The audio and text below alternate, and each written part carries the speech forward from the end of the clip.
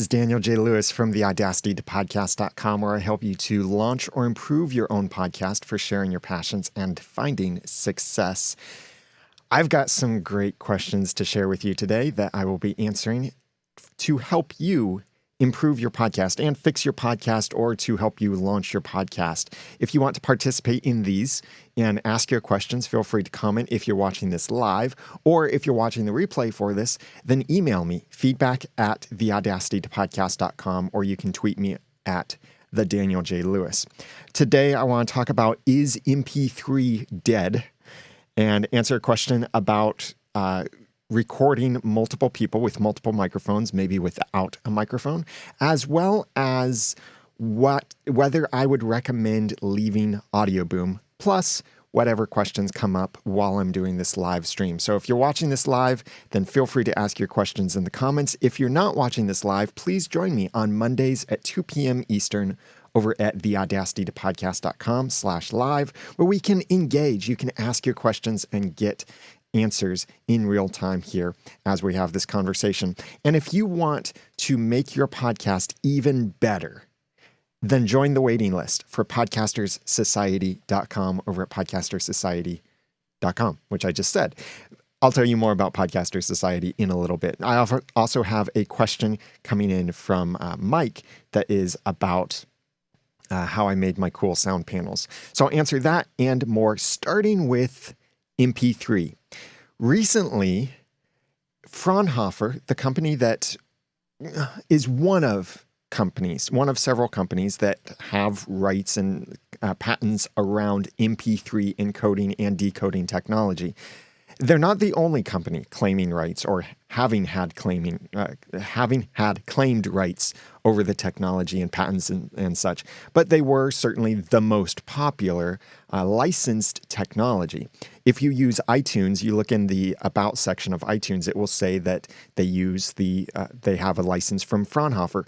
iTunes uses the Fraunhofer MP3 encoder. So does Adobe Audition and other pro-level software. The Fraunhofer MP3 encoder is something that has previously needed to be licensed, and there was a little bit of controversy over whether MP3s could even be legally created if you weren't using a licensed copy of Fraunhofer.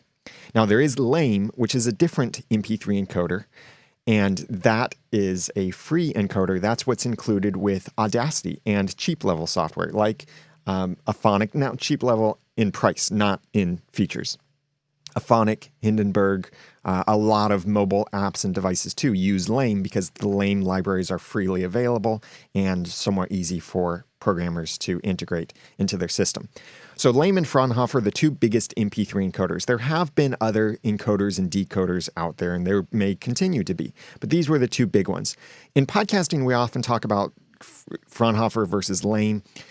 The differences aren't that noticeable if you're ever concerned about it. Yes, if you want to get the absolute best quality from your spoken word MP3 and you're using a really good microphone, then you might want to consider using Fraunhofer's encoder instead of the Lame encoder. But if you're using, I'm not sure if you would even notice the difference if you were using an ATR 2100, which doesn't pick up as many frequencies as something like the Electro Voice RE320 or a Heil PR40 or certain condenser microphones that are out there. Condenser microphones pick up more frequencies than dynamic microphones do. So it's possible that if you have a condenser microphone or a better quality microphone, then you might benefit noticeably by having Fraunhofer. Nonetheless, your audience probably won't notice the difference. In fact, I'm not sure I could know simply by hearing whether you're using Lame or Fraunhofer. But that whole thing aside, Fraunhofer has created an encoder and decoder that's been licensed for years by many companies. And that's why you don't see Audacity using Fraunhofer. But recently, the company, Fraunhofer IIS, did not renew their patent and their registration or some kind of legal thing, which I still need to look into exactly the ramifications of that. But what they did is they simply let it expire. and said that they would not be issuing new licenses for their MP3 encoder. What does that mean? Well, I really need to dig into the actual legalities of certain things more and talk to maybe a lawyer to find out more about what does that really mean for us as podcasters, as well as anyone who's working with MP3 technology. What does that mean? But here's one thing for sure. It does not mean MP3 is dead. To say MP3 is dead, and I'm even seeing some people in some articles saying MP3 is officially dead. No, it is not officially dead. To even say something is dead, let alone officially dead, you'd have to say that almost no one's using it anymore, almost nothing supports it anymore, and it's not common anymore. And none of those are the case. Every device out there, okay, I'll say almost every device out there supports MP3. From your old flip phones, they usually support MP3, to all of the newest devices. Everything released today still supports MP3. Browsers support MP3. It's built into nearly everything. So no way is it dead. It's like saying oxygen is dead. No, we all have oxygen. We breathe it. We still need it. Oxygen is not dead. MP3 is not dead either. And podcasters are still using it. A lot of companies and media distribution channels are still using MP3. Yes, AAC has gained significant popularity in the music space because of its somewhat superior methods for compressing music audio. Now, there is a lot of uber fan and nerd debates about VBR, variable bitrate MP3 encoding versus AAC, variable bitrate. And in ABX tests, they often have reported that the lame variable bitrate encoded MP3s sound better than the similarly encoded AAC files. That's uber nerd audiophile sort of stuff. Nonetheless, AAC is, yes, gaining popularity for music. Many places, I believe, even like Amazon Drive, if you purchase Amazon Music, that is, if you purchase music from Amazon's digital marketplace, you get an MP3 file. And maybe even Google Music. I'm not so sure on Google Music, but MP3 is still supported all over the place. It is not dead. So why does this matter to you as a podcaster? Well, I saw in a Reddit group, someone said, now that MP3 is officially dead, you know my thoughts on that. They said, what should we do about our podcast feeds? The answer, nothing. Yes, other technologies will become more supported, AAC and other things, and we may see over time podcast distribution technologies shift to AAC or perhaps something better. And AAC is usually in the file wrapper M4A. So it's not going to be a .AAC file. AAC audio is extremely common in MP4 videos, and it is supported natively by most browsers within HTML5 and all of this stuff. So yes, it'll slowly shift over, but even right now, AAC is less supported than MP3 is. I'm not going to say MP3 will always be the dominant format. I can't even realistically say MP3 will always be supported, but I'm quite certain MP3 will probably always be supported, and support for MP3 will not drop for decades, probably. So, do you need to change formats? No, I don't think so. Do you need to be worried about MP3 encoding and such? I don't think so. If anything, and again, this goes back to the actual legalities of what happened, but if anything, this might open the opportunity for free software to use the Fraunhofer encoder. And so you could have that option of making slightly better MP3 files than what you had before. But that depends greatly on the actual legalities of things. So you don't have to change everything right now. You don't have to worry about this. You don't have to freak out. Continue making your MP3s. MP3s are not dead. Long live MP3s. Next question came from Kelly. Kelly said, "Hi, I'm working on getting a podcast started with 2 friends. I know it's best to have one microphone and headphones for each person. Can I set this up without using a mixer? I read about the headphone amp as opposed to a headphone splitter, but I'm concerned about the USB connections. How would that work? Also, I got the ATR 2500. It's a cardioid condenser microphone. Is this a good option for recording with other people, or is a dynamic mic necessary?"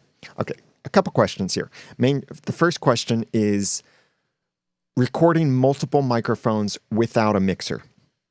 Yes, it is possible. USB microphones. Now, if they're XLR microphones, XLR are the big plugs with the 3 prongs in it, or 3 holes. If you're using an XLR microphone, the easiest way to mix multiple voices and multiple microphones together is with a mixer. That's what mixers are for mixing stuff together.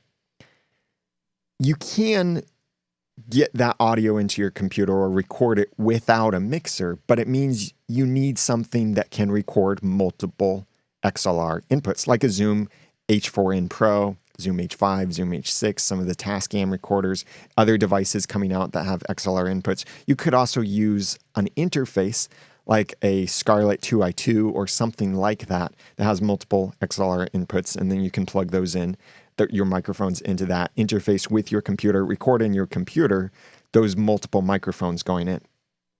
But if you have microphones that are either USB only or have USB as an option, like the ATR 2100 microphone that I really like and many other podcasters recommend, which is USB and XLR on it, and you can actually use both at the same time, which is really cool.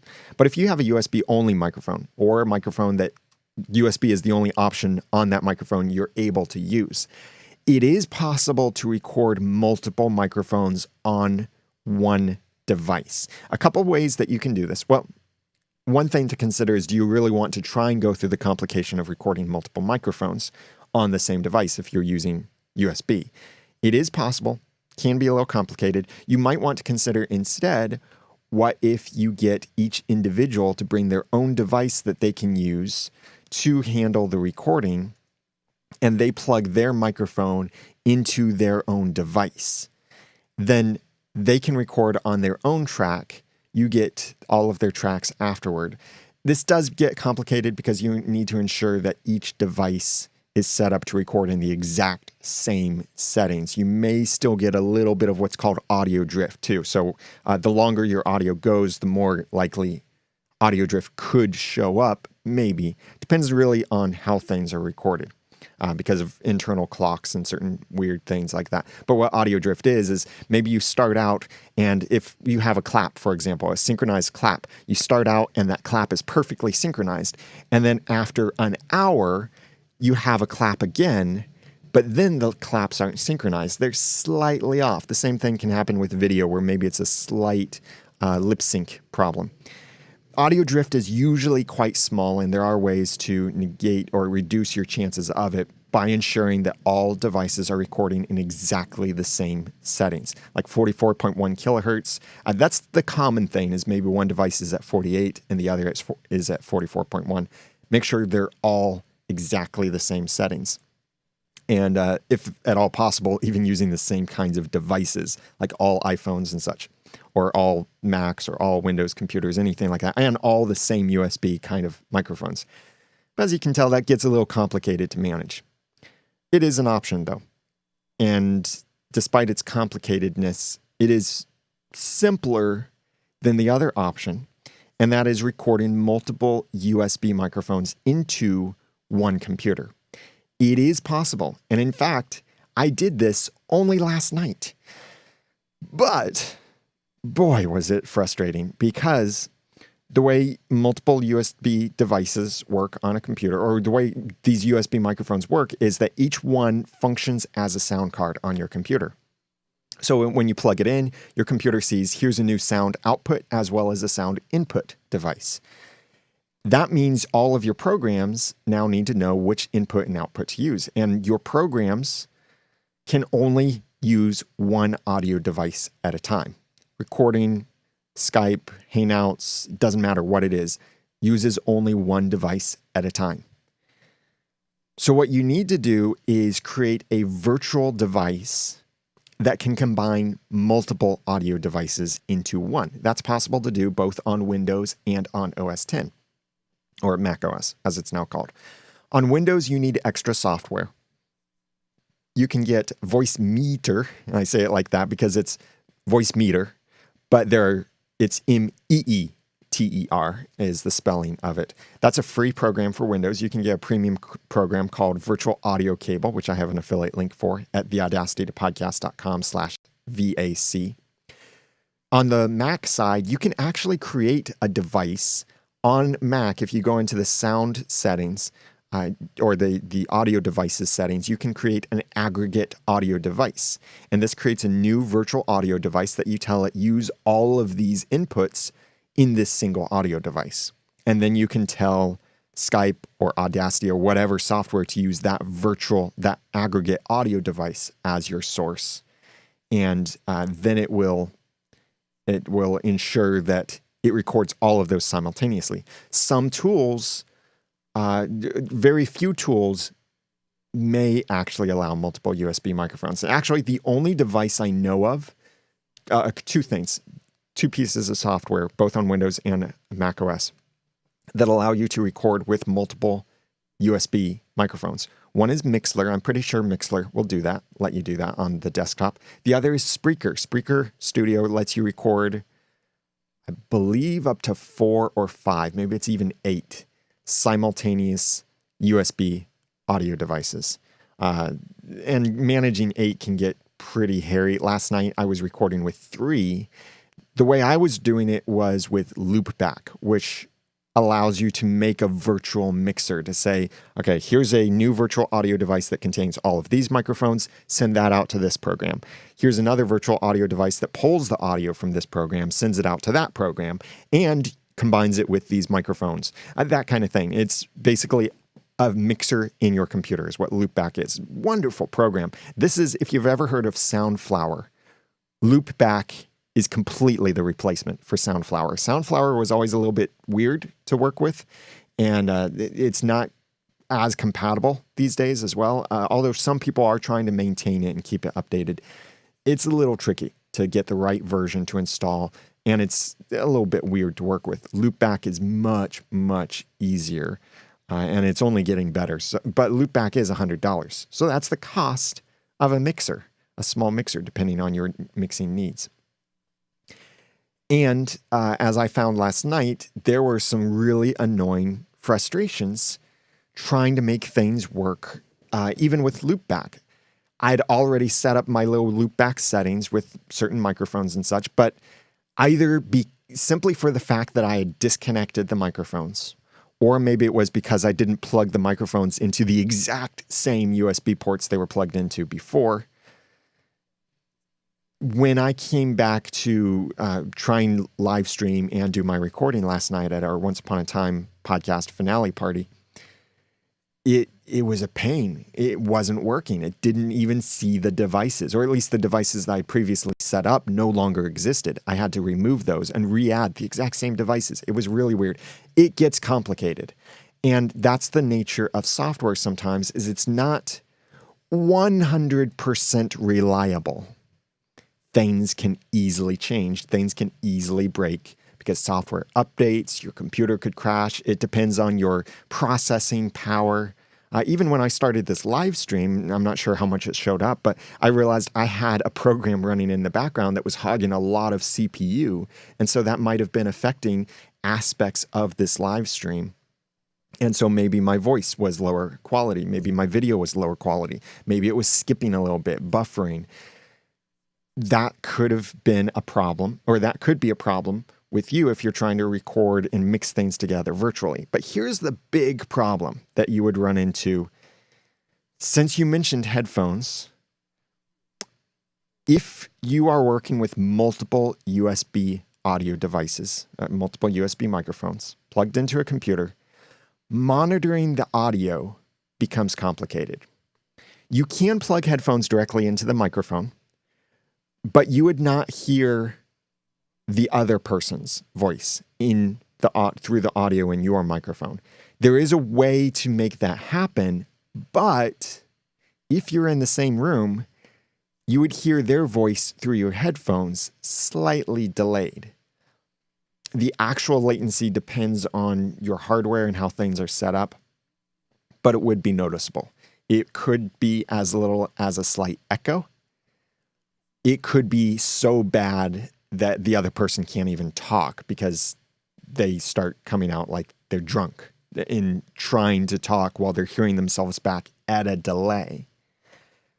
So, if at all possible, avoid recording multiple USB microphones. It is possible with some software, with some workarounds, but it's tricky. Now, you don't have to wear headphones to hear the other person, maybe, especially if you're wearing standard earbuds where you can hear outside noise pretty well. That's one of the reasons why I like the Apple EarPods is their audio quality is good enough and they don't block everything. So I can still hear sound. So if I was wearing headphones and I could only hear my own voice from the microphone, I could still hear, if I only heard my own voice through my headphones, from outside of my headphones, I could still hear my co-host sitting across the table, and that would be fine. So at least I'd be able to hear how I sound in the microphone, know if when I bumped the microphone, whether it made a noise, anything like that. And then you could use software to make sure if there are sound effects or live callers or anything like that, that it is going out to both of those microphones. But again, it gets complicated. When you want to mix audio and multiple sources, that's when you really should get a mixer or something designed to support multiple sound sources. It could be a recorder, could be a mixer. It could be one of these new kinds of hybrids like the sound devices MixPre 3 or MixPre 6, which I'm in talks with them to try and get a review unit because that's something I'm really excited about, their new devices. And already I've been asking them some questions, and I do have some disappointments, but it's stuff that they might be able to fix with some software updates. All right, to the chat room.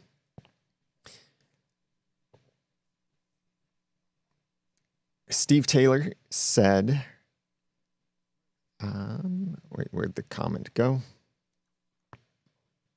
Let me refresh what I see in the chat. Okay, Mike was the first one to ask a question. He said, wondering where I can find a tutorial or video about how you made your cool sound panels. Thanks. He's talking about these black things behind me. These are not from 2001: A Space Odyssey, although sometimes I do feel like hitting bones together when I come into the office and see these things. But these are sound panels that what they do is they absorb sound. They don't filter. They don't make this a soundproof room. Sound still gets in this room. Acoustic panels, acoustic foam are both designed to reduce what happens to the sound within a space, not necessarily to prevent sound from getting in or escaping, although they can help a little bit with that. So what these do is reduce reverb, and that is the reverb is a type of echo. It's when the sound bounces around and comes back so much and so quickly that I can't hear a distinguishable echo, but I do hear something coming back. It can be muddled. It can be a weird sound. Like, think about the way that your voice sounds differently when you're in the library versus when you're in the shower, or when you're in a stairwell, or when you're in a large auditorium, or anything like that. That's most likely reverb. It's a type of echo.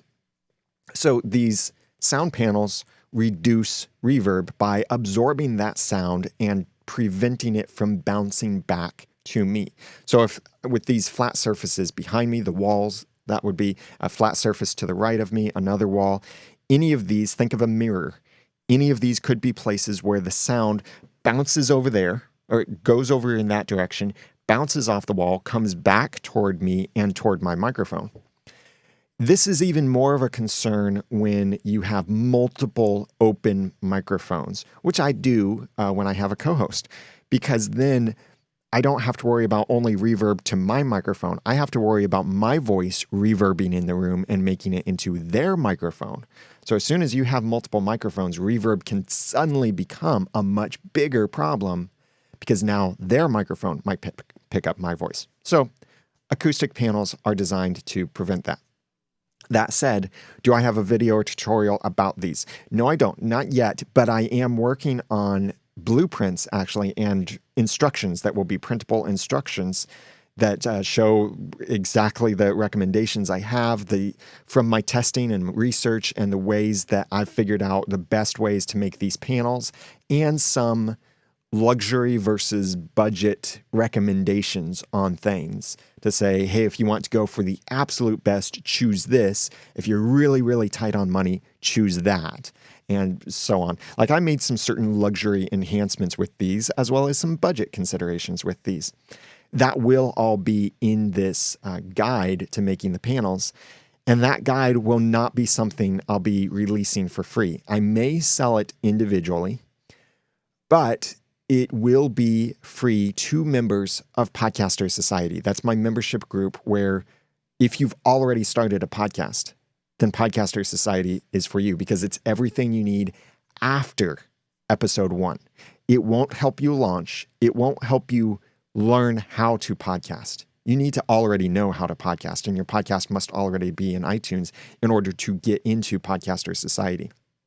It's all about improving and growing your podcast, the content, presentation, production, promotion, and profit of your podcast so that you can make an amazing podcast. If you feel like your podcast is average, or if you feel like there's any way you could make your podcast better, then Podcaster Society is for you.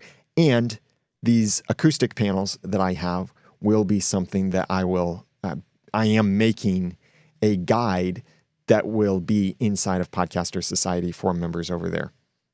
I know a lot of members are really looking forward to that. I'm just trying to narrow it down to the best ways and get some of the illustrations going so that it's understandable for how you can build these things. It took me 2 hours per panel, but that's with my luxury enhancements. And each panel, with all the luxury enhancements that I chose, end up costing about $20 or $25. I never did return some of the surplus things I got. I'm not sure if I can anymore. So I still don't know the exact price of each of these panels, but it is somewhere in that $20 to $25 range. I'm pretty sure it didn't cost any more than that. So tutorial coming soon for that inside of Podcaster Society. Thank you, Mike, for the question. Over now to back to Kelly. Kelly's other question was, she said, I got an ATR 2500. It's a cardioid condenser microphone. Is this a good option for recording with other people, or is a dynamic mic necessary? I just want to look up which one the ATR 2500 is to ensure. Okay, so this one is a USB condenser microphone. Now, you may be thinking, oh, it's a condenser microphone. Condenser microphones pick up more background noise than dynamic microphones. She should ditch this and get a dynamic microphone. And as recently as a few months ago, I would have said, yes, that's true. But since learning how sound actually works, I can with confidence say, no, that's false. I would say this is one of the biggest myths in podcasting, that dynamic is automatically better for all podcasters than condenser, and that condensers pick up more background noise than dynamic. It's not true. Condensers do pick up more frequencies than dynamic microphones, and the frequencies that condensers pick up that dynamics don't, usually that they don't, sometimes those are the frequencies where certain noise might exist, like fan noise, air conditioning, some of those higher end frequencies. So it's partially true that condenser microphones have here's the way I'll put it. Condenser microphones have the potential to pick up more noise than dynamics. But if you're in a space where fan noise is not a problem, then you don't have to worry about a condenser microphone's wider frequency range. However, the bigger area where there's a myth, or the bigger myth about this that I see or hear from many people, is that this concept of background noise. Microphones don't differentiate between foreground and background noise. And what I mean by foreground versus background, I'm really close to the microphone right now. I'm about a fist width away. My voice is the foreground noise. It's the loudest noise that the microphone is picking up. The background noise is the noise that's in the background. You may be able to hear it while I'm talking. In fact, I'll turn off my compressor limiter gate. You'll hear my voice change a little bit. But if I'm quiet, you may be able to hear some hiss in the background. That's my computer fan, which my laptop computer is just right down here below the web camera. It's about 2 feet away from the microphone. And the fans are running because I'm live streaming. So it's making noise. That is background noise. When I turn on my compressor limiter gate, it closes the gate when I'm not talking. When the foreground noise stops, it closes the gate and lets no noise through. When the gate is open, it lets foreground and background noise through. That's the same way a microphone works. A microphone does not distinguish between distance at all. A microphone may distinguish based on direction, but not distance or volume necessarily. There are certain things you can do to process stuff, but sound is sound. If there's a noise back there in the corner, a condenser microphone will pick up that noise back there just as much as a dynamic microphone will. If I've normalized the volume levels, the gain on both of them so that they're picking up the voice at the same level, they'll both, like my voice right here, they'll pick up the sound from back there just as much. Where there is a difference between condenser and dynamic in this kind of background noise sort of concept, which is really a bad concept. We should stop maybe using that phrase because it's so easily misunderstood. Many, not all, but many condenser microphones are omnidirectional or certain other pickup patterns. Omnidirectional, as you can probably guess from the name, means it picks up sound from all directions. So if I'm talking into the front or one side of the microphone, it's also picking up sound from the other side of the microphone. That's good in certain cases. Not so good for podcasters recording in a room because the sound everywhere except where my voice is, the sound that's hitting the microphone is reverb sound. So a condenser microphone with an omnidirectional pickup pattern will pick up a lot more reverb and other noise that a more directional microphone would pick up, whether that's a dynamic or a condenser. But some condensers are more directional. Like this particular condenser, the ATR 2500, is a cardioid pickup pattern. You talk into the side of the microphone, and it picks up mostly what's in front of it, not as much what's behind it or on the other side of it. And even if you have like the Blue Yeti, you can change the pickup pattern on it, use it in the cardioid pattern so that it doesn't pick up the sound around it. So if you have a microphone like the ATR 2500 that's a condenser and it's a cardioid condenser, do you have to replace it with a dynamic? No, you don't. Because the most important aspect of the microphone in relation to how it picks up noise is the pattern. And this is still a cardioid pattern microphone, so you don't have to replace it. You might want to replace it if you are in a situation where you want to switch to a mixer. I never recommend USB-only microphones. So that's why this microphone, I would never recommend it, the ATR 2500, because you're locked in with USB, and recording multiple USB microphones is complicated. You can't take it with you to upgrade your equipment. You can't plug it into professional audio equipment. That's why I will never, ever recommend a USB-only microphone. But if you have one that's good enough, then okay, work with it. It's more important that you get your message out there than that you have the perfect microphone. So do you have to replace the condenser? No, you don't, especially this one because it is cardioid. Dynamic may be better in some cases, but you can also do that kind of equalization and filtering out with software. So work with what you have to share your message and change the world and make the world a better place with your message.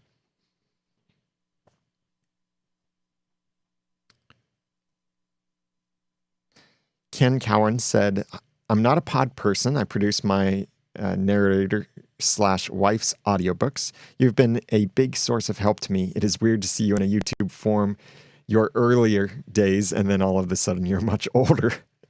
I am always looking for ways to improve. Thanks for your output. Ken from New Hampshire. Thank you very much, Ken, and you're welcome. Steve Taylor said, thanks for the continued podcast, Facebook Live, and advice. Quick question. Positioning of sound baffles and acoustic panels. How many, where, and any good recommendations for budget versions? Well, for budget versions, it's the do-it-yourself sort of thing. And if you just search YouTube for DIY acoustic panels, you'll find some tutorials. Now, I found issues with each of those tutorials. Certain things that either weren't budget-friendly, weren't very usable, or acoustically would not produce as good of results as what I've been able to come up with. And it's a little issue here and there. And maybe some of them might look at what I would do and say, oh, I don't like that, and that. But here's the other thing to consider. Some people talk about acoustic foam versus acoustic panels. These are acoustic panels behind me. Acoustic foam, or sometimes also called acoustic tiles, are smaller squares, usually some kind of foam sort of thing. Maybe it's a soft foam, maybe it's a harder foam. But these are smaller things, often much cheaper. They don't absorb sound as well as acoustic panels do. However, you can do what you can with what you have available. Now, for positioning, which is really almost more important than what you actually use, you can imagine this or actually do this. Imagine you have a mirror and put that mirror in different places in your room. And you put your eyes where your microphone would be, or where your mouth is, rather, your sound source or sound sources, and look at those different points wherever you have the mirror. And you might need to get a friend to just drag the mirror along the wall or hold it in different places for you. Wherever you can see your microphone in that mirror, that's where you need some kind of acoustic treatment. So usually those would be directly to your left and right, directly in front of you, not so much behind you, but why not? And often directly above you. Those are the most obvious places if you have flat walls. Now, if you've got a piece of furniture, like especially a bookcase with books on it in one of those directions, that's a fantastic, that's more like a diffuser, and it does do some absorption, but it's really diffusing the signal a lot. That can be a fantastic thing, so you're not getting reverb from that direction. Look at the other direction. Look for extremely flat surfaces that aren't soft, that are hard, and that are reflective, because audio, kind of like light, can bounce off of surfaces, but audio can also wrap around things where the light doesn't do that. So look for those places. If you have multiple microphones, then it starts to get more complicated, because you're not only looking at where you can see your microphone's reflection, you need to know where can you see the other microphone's reflection.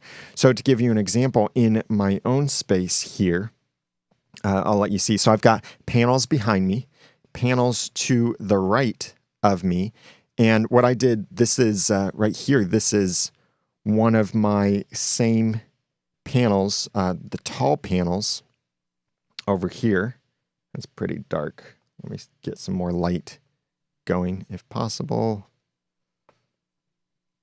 Not too much light. But this is the same kind of panel. It's just on its side. The reason I put it on its side is because I'm concerned about the audio bouncing from the wall, from my right, directly back into the microphone, as well as on the other side of my screen is where my co-host would sit. I move the screen out of the way. You can just barely see over there is where they would sit. There are acoustic panels over there too. But I'm concerned about the sound as it would bounce from the wall directly to my right over to their microphone. So if you have a mirror, then that's something to look for. So I put it on its side so that it's absorbing all of those potential reflection points. Now on the other side of the room, on my left side, I just have the panel set up. Now above me, I never hung it yet, but I have a panel that I still need to hang from the ceiling. And I've gone a bit overboard on this. The main thing is to reduce. You don't have to completely eliminate. You want to reduce it enough so it's no longer distracting. So look for those main reflection points. Usually they're going to be at those immediate 90-degree angles. In front of you, to your left and right, maybe above you as well, depending on the kind of roof or ceiling that you have in your space. If you have one of those drop panel ceilings, you probably don't need any kind of acoustic treatment because those are pretty good with acoustic. But if you have a drywall ceiling, even if it's roughed up with the decorative sort of mudding thing, then you might need some acoustic treatment up there to be more thorough. Like if I sit in my space here and I'll deactivate my compressor limiter gate and I'll clap,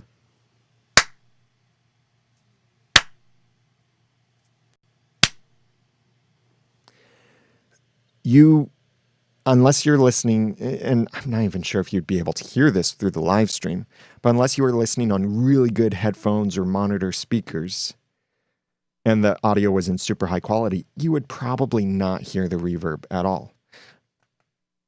Even, I'll demonstrate this. Oh, that's been off this whole time. I will open up the other microphone that's on the other side of my studio, mute this microphone, and do the same clap test, and you'll hear how much reverb the other microphone picks up when I clap with all of these acoustic panels.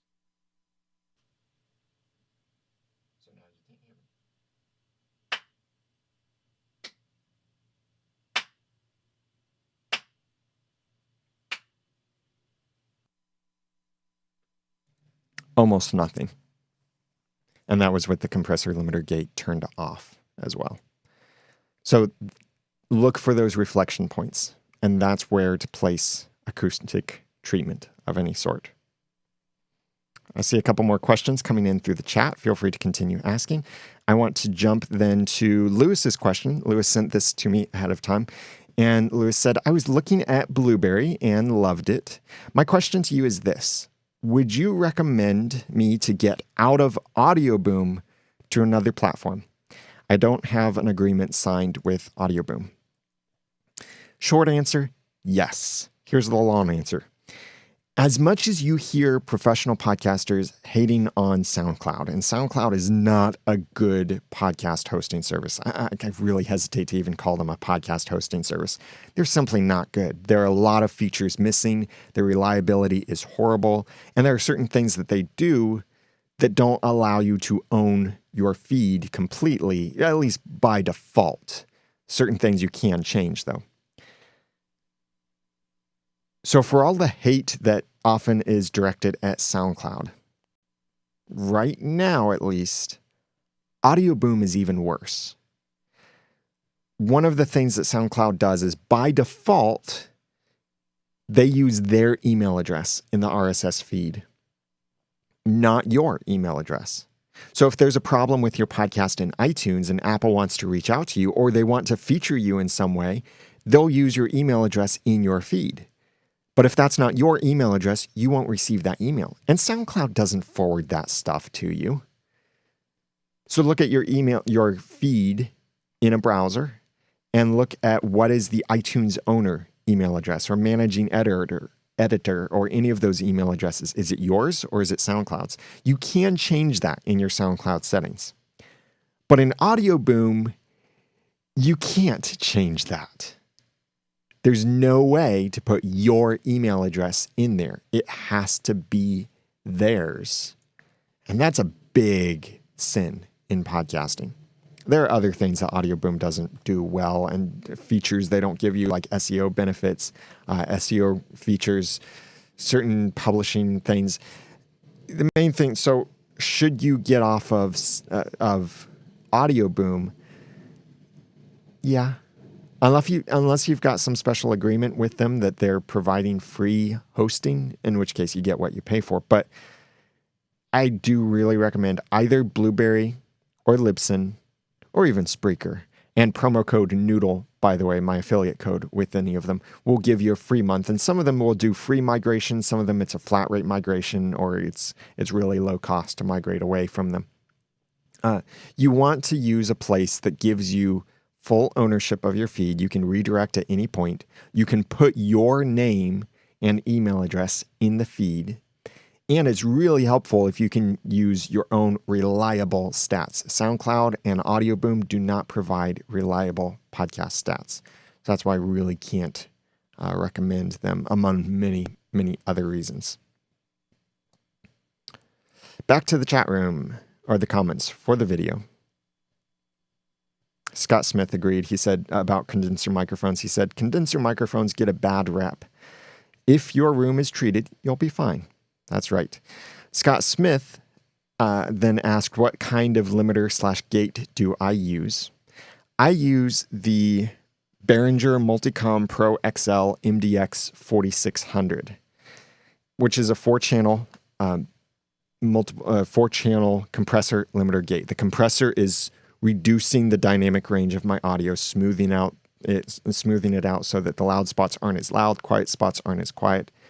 The limiter is preventing the audio from getting so loud that it distorts, and the gate closes completely when I'm not talking and the audio that's being picked up is below a certain threshold, but then it opens the gate completely and lets everything through, including background noise, when the audio the microphone is picking up is above a threshold.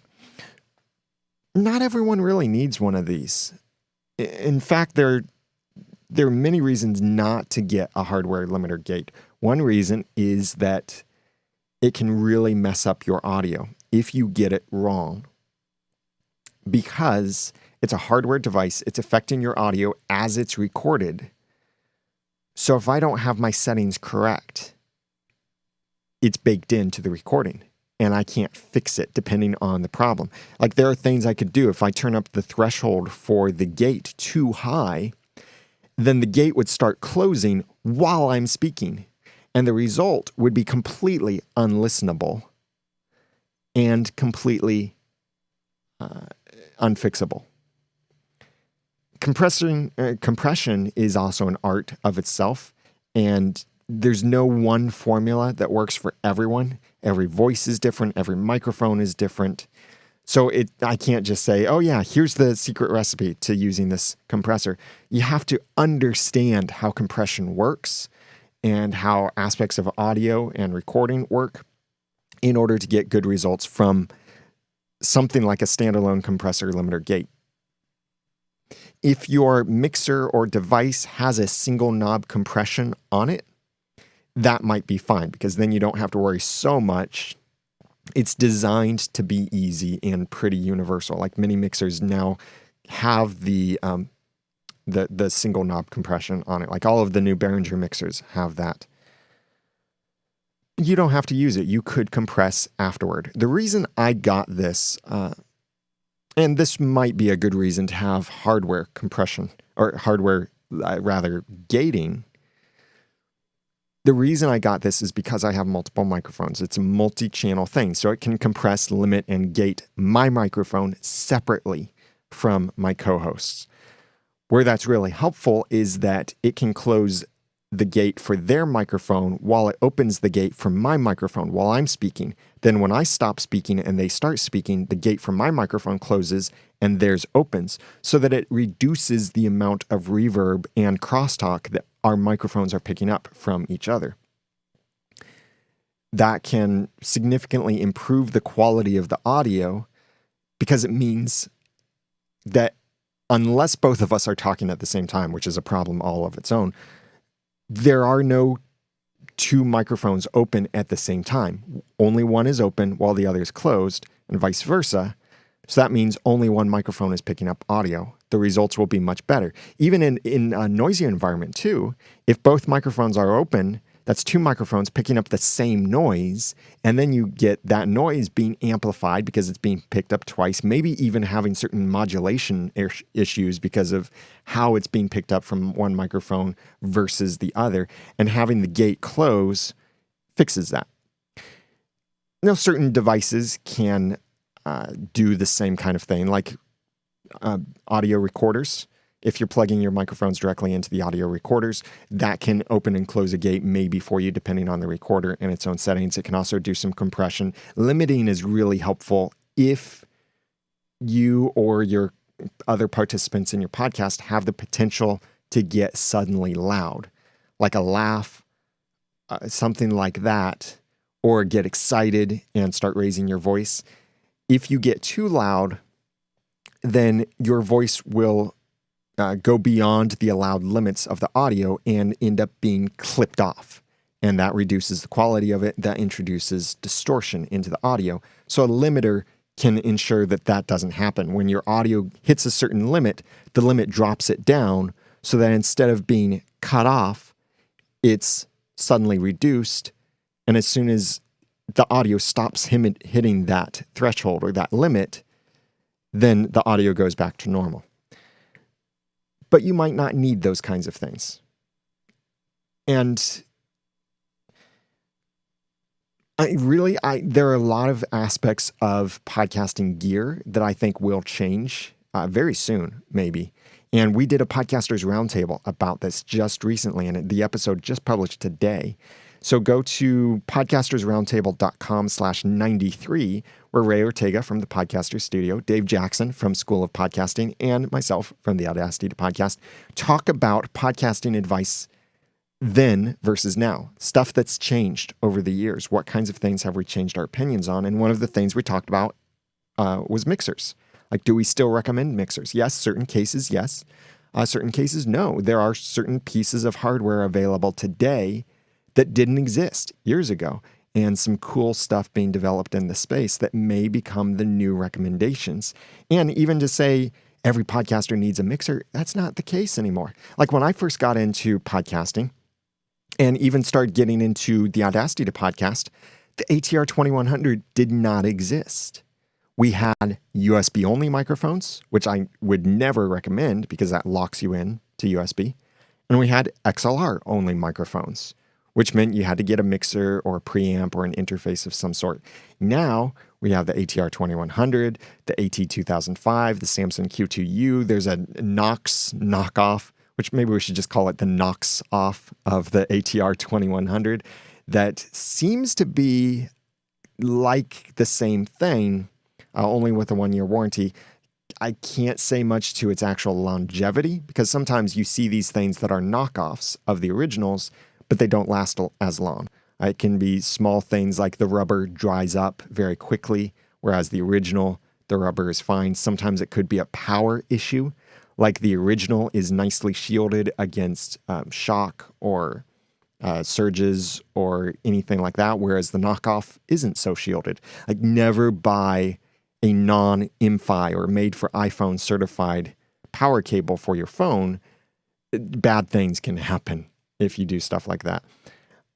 And that could be the case with this knocks off of the ATR 2100. Nonetheless, there are now microphones that work better than before. So to hear more about that, go back or go listen to podcastersroundtable.com/93 and subscribe to the show, and maybe you can be on the show. Definitely go sign up to the email list and show your interest in being a guest on a future show, because we love having other podcasters on to talk about the issues podcasters face.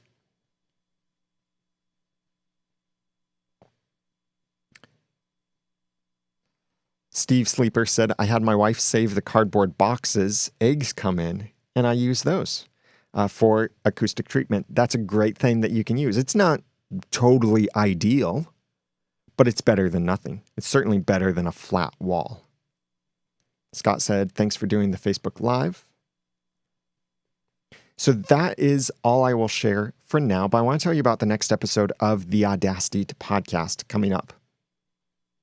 What is that next episode? I have forgotten now what it is because I've changed my recording schedule for the Audacity podcast. Now I record on Fridays instead of on Mondays. Oh, yes. Tell me if you're interested in this debate. And maybe you've already heard debates. And this is my episode now dedicated completely to this.